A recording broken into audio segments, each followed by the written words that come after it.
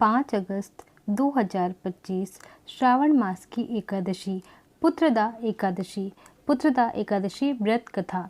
धर्मराज युधिष्ठिर बोले, हे भगवान, अब आप मुझे श्रावण मास के शुक्ल पक्ष की एकादशी की कथा सुनाइए।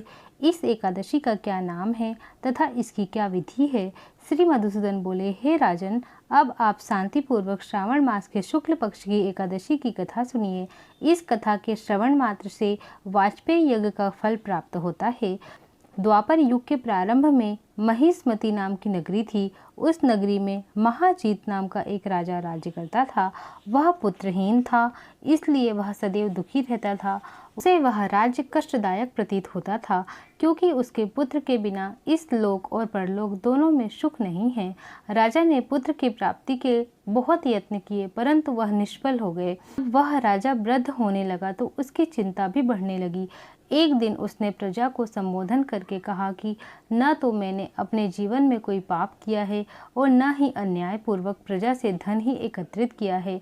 न मैंने कभी देवता और ब्राह्मणों का धन छीना है और न किसी की धरोहर ही मारी है। मैंने प्रजा को सदैव पुत्र की तरह पाला है, कभी किसी से राग द्वेष नहीं किया, सबको समान माना। इस प्रकार धर्मयुक्त राज करने पर भी मैं महान दुख पा रहा हूँ। सो क्या कारण है, मेरी कुछ समझ में नहीं आ रहा। राजा महिजीत की इस बात को विचारने के लिए मंत्री आदि वन को गए। वहां वन में जाकर उन्होंने बड़े बड़े ऋषि मुनियों के दर्शन किए।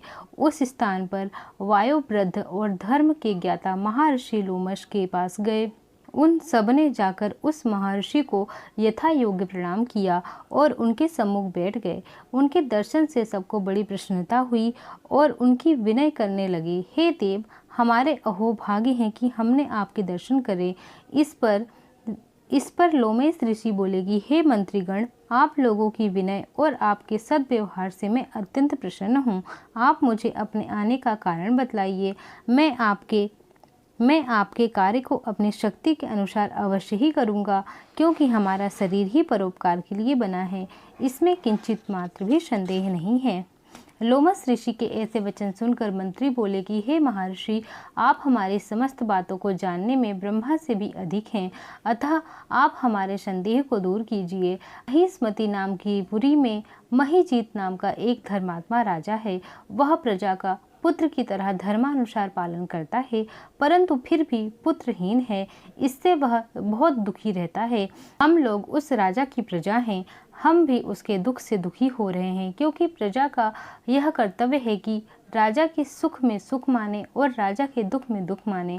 हमको उसके पुत्रहीन होने का अभी तक कारण प्रतीत नहीं हुआ, इससे हम आपके पास आए हैं। जब से हमने आपके दर्शन करे हैं, हमको पूर्ण रूप से विश्वास है कि हमारा कष्ट अवश्य ही दूर हो जाएगा, क्योंकि महान पुरुषों के दर्शन मात्र से ही प्रत्येक कार्य सिद्ध हो जाते हैं। अतः अब आप हमको राजा के पुत्र होने का उपाय बतलाइए। इस पर लोमस ऋषि ने एक क्षण के लिए नेत्र बंद किए और राजा के पूर्व जन्मों का विचार करने लगा। वह विचार करके बोले कि हे श्रेष्ठ पुरुषों, यह राजा पिछले जन्म में अत्यंत निर्लज था तथा बुरे कर्म किया करता था। वह एक गांव से दूसरे गांव में घूमा करता था। एक बार ज्येष्ठ मास के शुक्ल पक्ष की एकादशी को 2 दिन से भूखा था। दोपहर के समय एक जलाशय में जल पीने के लिए गया। उस स्थान पर उसी समय ब्याही हुई गाय जल पी रही थी। राजा ने उसको प्यासी ही भगा दिया और स्वयं जल पीने लगा। हे ब्राह्मणों, इसीलिए राजा को यह दुख भोगने पड़े हैं। एकादशी के दिन भूखा रहने से उनको राजा होना पड़ा और प्यासी गौ को हटाने से पुत्र वियोग का दुख भोगना पड़ा। इस पर सब लोग बोलेगी, हे महर्षि, शास्त्रों में ऐसे लिखा है कि पुण्य से पाप नष्ट हो जाते हैं, इसलिए कृपा करके आप राजा के पूर्व जन्म के पाप नष्ट होने का उपाय बतलाइए, क्योंकि उस पाप के क्षय होने से पुत्र रत्न की उत्पत्ति होगी। ब्राह्मण के ऐसे वचन को सुनकर लोमस ऋषि बोले, हे ब्राह्मणों, यदि श्रावण मास के शुक्ल पक्ष की पुत्रदा एकादशी का तुम सब लोग व्रत करो और रात्रि को जागरण करो और उस व्रत का फल राजा को प्रदान कर दो, तो तुम्हारे राजा को पुत्र पैदा होगा। राजा के समस्त दुख नष्ट हो जाएंगे। मंत्रियों सहित समस्त प्रजा महर्षि लोमस ऋषि के वाक्यों को सुनकर प्रसन्नता पूर्वक अपने नगर को वापस आए।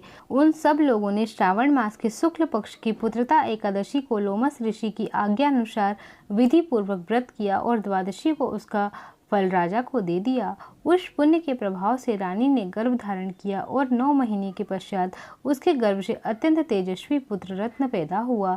हे राजन, इसलिए इस एकादशी का नाम पुत्रदा एकादशी पड़ा।